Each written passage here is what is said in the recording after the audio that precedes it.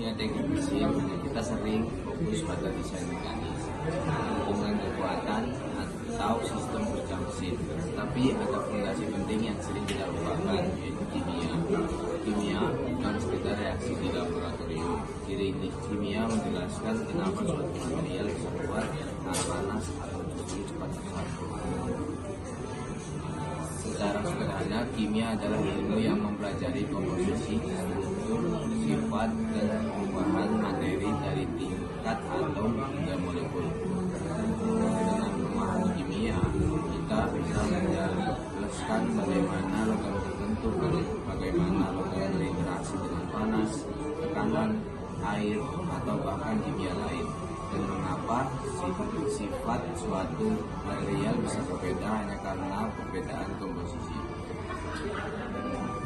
Dalam teknik mesin, perubahan pemahaman kimia membantu kita menjawab pertanyaan dari dasar seperti logam apa yang cocok untuk komponen bersuhu tinggi, material apa yang tahan gesekan, dan juga kenapa satu material mudah patah sementara yang lain akan busuk. Jadi sebelum membahas korosi atau lapisan, kita harus menyadari bahwa hampir semua urusan material dan teknik mesin berawal dari pengetahuan kimia. Pertama, kimia dalam teknik mesin adalah pemilihan material. Setiap material memiliki sifat dasarnya tersendiri. Kekuatan tarik, kelenturan, dan kemampuan menahan panas. Tapi sebelum sifat-sifat ini diuji secara mekanik, semuanya ditentukan oleh kimia dan struktur atomnya. Contoh paling sederhana yang dapat kita temui di keseharian adalah baja. Baja hanya campuran besi dan sedikit karbon. Tapi perubahan karbon seperkian persen saja dapat mengaruhi sifatnya. Contohnya, karbon rendah dapat menghasilkan material yang lentur. Karbon sedang dapat menghasilkan material yang kuat. Dan karbon tinggi dapat menghasilkan material yang keras tapi rapuh. Udah, Ren.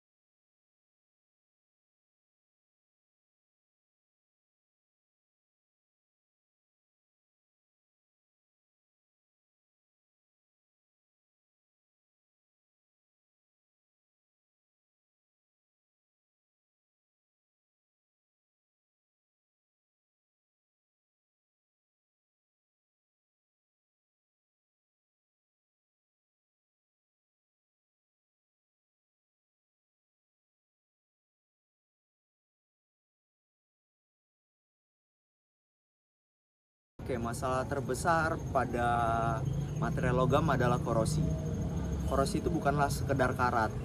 Korosi itu adalah proses elektrokimia yang merusak struktur logam akibat reaksi dengan lingkungan. Pada besi misalnya, proses dimulai ketika besi kehilangan elektron dan berubah menjadi ion Fe kuadrat. Oksigen dari udara dan air itu bertindak sebagai oksidator, membentuk oksida besi atau yang biasa kita sebut karat. Oke, setelah itu tanpa pemahaman kimia kita tak akan bisa tahu bagaimana progres ini berjalan. Ada beberapa faktor yang merubah atau mempercepat proses ini terjadi. Seperti yang pertama itu adalah air atau kelembapan. Air itu menjadi medium perpindahan ion sehingga reaksi terjadi lebih cepat. Untuk yang kedua itu adalah permukaan logam yang tidak rata.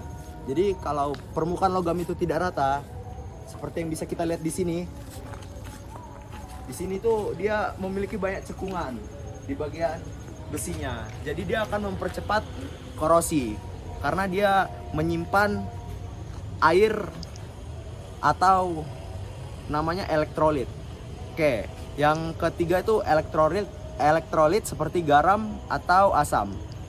Yang seperti kita tahu contohnya adalah air laut, ada air hujan asam atau cairan kimia yang mempercepat transfer muatan. Yang keempat itu adalah dua logam yang berbeda muatannya atau yang beda karakternya. Terbentuk sel galvanik. Logam yang potensialnya lebih rendah akan terkorosi duluan, seperti contohnya besi dan tembaga. Maka yang akan lebih cepat terkorosi adalah besi. Nah, korosi bukan cuma soal tampilan. Korosi bisa menyebabkan kerusakan struktural pada contohnya jembatan, pipa, tangki, komponen pesawat, atau poros mesin dan lain-lain. Makanya pemahaman elektrokimia dalam teknik mesin itu penting.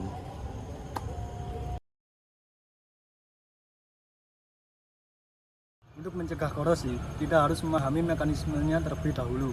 Inti dari pencegahan korosi adalah menghentikan proses oksidasi dan memutus alur dari proses elektrokimia. Ada beberapa metode utama untuk mencegah korosi. Yang pertama adalah mengontrol atmosfer, yaitu mengurangi kelembapan atau oksigen di sekitar logam. Misalnya dengan menggunakan gas CO2 atau nitrogen. Biasanya sering dipakai pada industri penyimpanan logam dan alat berat.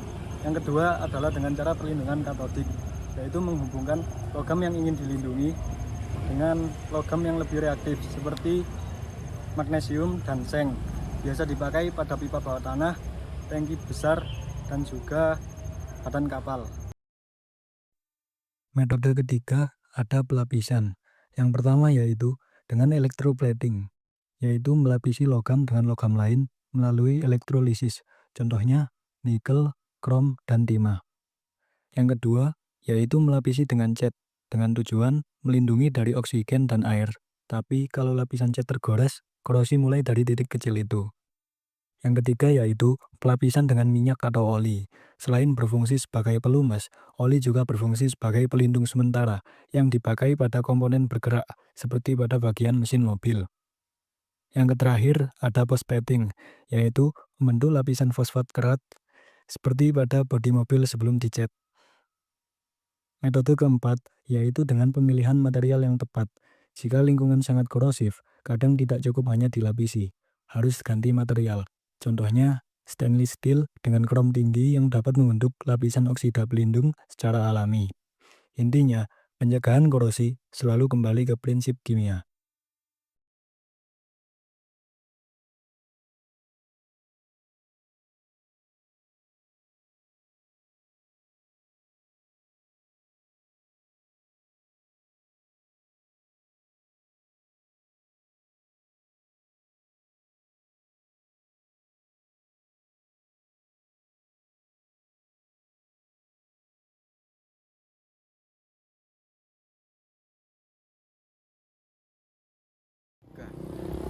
Dari seluruh pembahasan tadi, kita bisa melihat bahwa kimia bukan sekedar pelajaran SMA tentang unsur dan senyawa. Dalam teknik mesin, kimia adalah sebuah fondasi yang menentukan kualitas dan umur pakai setiap komponen. Kimia membantu kehidupan kita, seperti contoh, memilih material yang tepat, memahami struktur dan sifat atom, menganalisis kerusakan seperti korosi, menentukan metode pelapisan,